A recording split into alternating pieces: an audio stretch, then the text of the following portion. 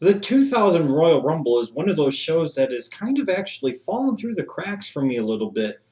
It was one of those shows that I knew had some memorable moments on there, but I really frankly forgot, I think, how good of a show this actually was. And going back and watching it again reminded me just how good this 2000 Royal Rumble was. It really, like I said, is kind of, from a historical standpoint, kind of fallen through the cracks for me, but it doesn't today. It gets its just due here. The 2000 Royal Rumble took place in the mecca of sports entertainment, professional wrestling, whatever you want to call it, Madison Square Garden, in an appropriate place, and an appropriate opener for this show. The first thing you get is Kurt Angle and his mystery opponent.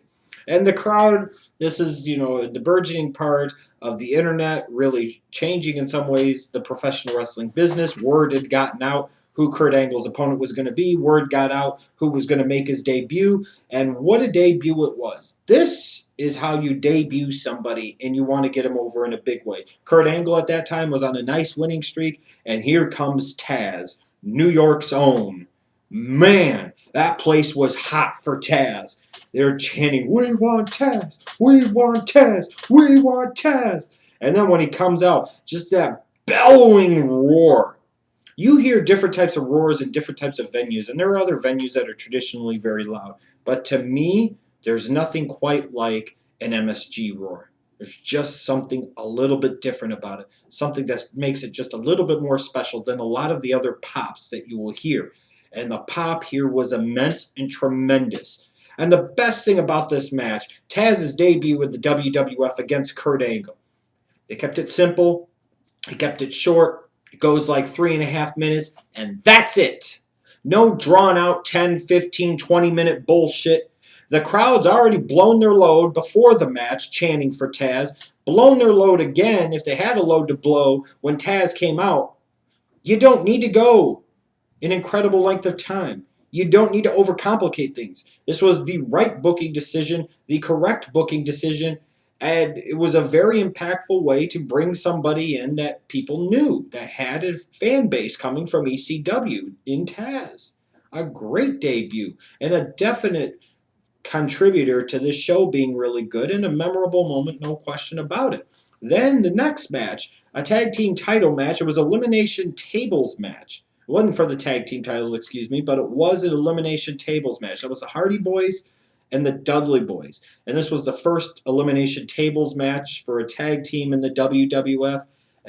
Maybe this match could have gone a little bit longer, but what it really did was it started to set the table for what the Hardys and the Dudleys and Edge and Christian were going to do uh, with this tag team division going forward in 2000 and into 2001. Outstanding stuff. You know, Bully Ray and Devi talking about they don't like the way the New York fans had treated John Rocker is fucking awesome. Very reminiscent of their work down at ECW when they used to incite the fucking crowd before their matches. Just outstanding. The next thing, another memorable moment, the 2000 Miss Royal Rumble Bikini Contest. This was fun, obviously, for obvious reasons for a man. And of course, ultimately, the right person won. When I talked about it a few days ago in a video, I talked about how there are certain people in professional wrestling that every time I think about them, every time I saw them, always put a smile on my face. Talk about people like the Junkyard Dog and the Macho Man Randy Savage and Eddie Guerrero, and Mae Young definitely fits that category. There's no question about it. And she was absolutely the right person to win this 2000 Miss Royal Rumble Bikini Contest. Awesome shit. During the whole storyline with her and Mark Henry, this was really good shit. Now you might sit there and say, did you really need to have this on this show? Because it did maybe contribute to some matches being shortened, the elimination tag, tables match, the IC title match, the tag title match. Perhaps. Perhaps it did contribute to it. But fuck it, who cares? It's a memorable moment in a show that was loaded with them. The next match was the IC title match, triple threat. It was Hardcore Holly, Chris Jericho, and Chyna. And a solid Intercontinental Championship match. And a lot of people will say what they want about Chyna, but the bottom line is that bitch was bad. And that bitch was legit. And she was so legit you could actually believe her being an IC champion. And I don't think it demeaned or diminished the belt at all, even if some of the old school Boyz network and the professional wrestling might disagree with me. Well, just because they're from the old school, the old way of doing it doesn't make them right. I mean, it would be like if you had Karma win the World Heavyweight Championship if she beat somebody like a Chris Jericho or a Daniel Bryan. People might actually believe that. It wouldn't be that far fetched. Here's this big badass bitch that's strong as shit. They might believe that she could beat somebody that was 200 pounds. Or if she faced a Rey Mysterio, let's say, they might actually believe it. So why not? Jericho wins here.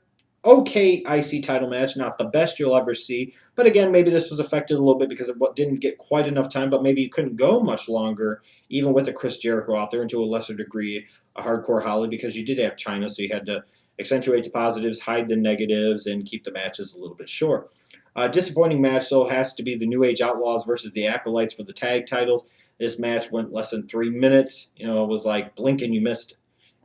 And that's the type of stuff that you don't necessarily like when it really didn't have a reason to. Like where Tazz comes out and beats Kurt Angle in short order, that works. That makes a lot of sense. That's a strong, impactful debut in a very pro-Tazz environment there in New York City at Madison Square Garden. You don't need to go 10, 15, 20 minutes. In fact, that would have been a mistake. But the tag title match between the New Age Outlaws and the Acolytes, that should have went a little longer. This was a really bad match. Really came off poorly.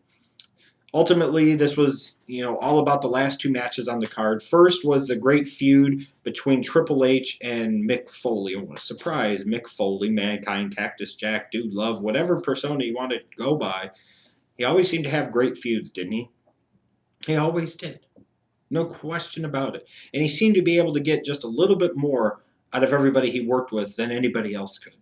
And he made people stars. He did it with The Rock, and he did it again here at the end of 99 and the beginning of 2000 with Triple H. There's no question about it. This is during the McMahon-Helmsley era.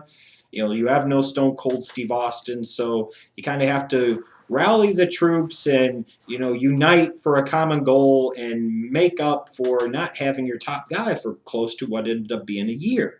And they did really well here. And this match, the street fight for the WWF Championship, was really damn good. My question to you is, which of the two matches between these two, the two feature matches I would call them, do you prefer?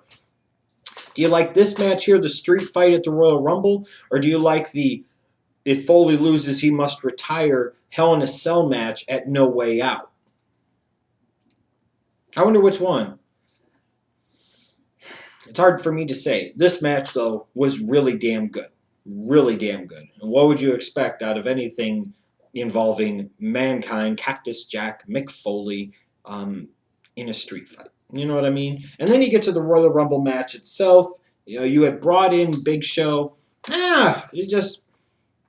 One thing that was disappointing, you had this guy, the Giant, that was a WCW World Champion. You bring him in, he's the largest man on your roster. And yeah, you made him champion, but it didn't last very long. And then you turn around here at the 2000 Royal Rumble, and you have The Rock win. At least The Rock could go back and say he won a Royal Rumble. But I always felt deep down that maybe the Big Show should have won this Royal Rumble. And maybe that diminished this Royal Rumble match itself. You had Rikishi be dominant. He eliminated a whole shit ton of people at the beginning, so that's something else that's notable from this match. But I always look back on that, I'm like, the Big Show should have won. He really should have. Now you can sit there and say, well, that wouldn't have really made sense at the time. Rock winning would have made more sense, and maybe that's true. But ultimately, when you look at the direction they ultimately went with WrestleMania 16 in the main event, the WWF Championship match, all four of the guys ended up being in it. Rock, Big Show, Triple H, and Mick Foley any fucking way. So what the hell was the difference? But The Rock wins here in controversial fashion, whatever the fuck case might be. But The Rock got his Royal Rumble win, and this was at a time where he was establishing himself as the real deal, legit top babyface, and this was setting the table for later on down the road, a really, really great feud between him and Triple H that helped carry the WWF in 2000, no question about it. So overall, going back and looking at the show, besides maybe my disappointment and disagreement a little bit with who ended up winning the Rumble match itself, this was a pretty good show, loaded with memorable moments to me, a couple of really good matches, a couple of real important matches. So this was a really good show. If you're one that likes to see what a good Royal Rumble pay-per-view looks like, one of the ones you should go back and watch pretty much from beginning to end is the 2000 Royal Rumble. And when you hear Tazz's reaction at the beginning, it just set the table so well for the rest of this show. But it also reminds you of how intense the fans used to be, how intense the crowd used to be. And not just because it was at MSG. This was all over the place. You were getting these reactions every fucking where. You were selling out everywhere. People were popping for everybody all over the damn place. But when you hear that reaction for Tazz, you're like, man, that's fucking awesome. And it was a really good Rumble show for 2000.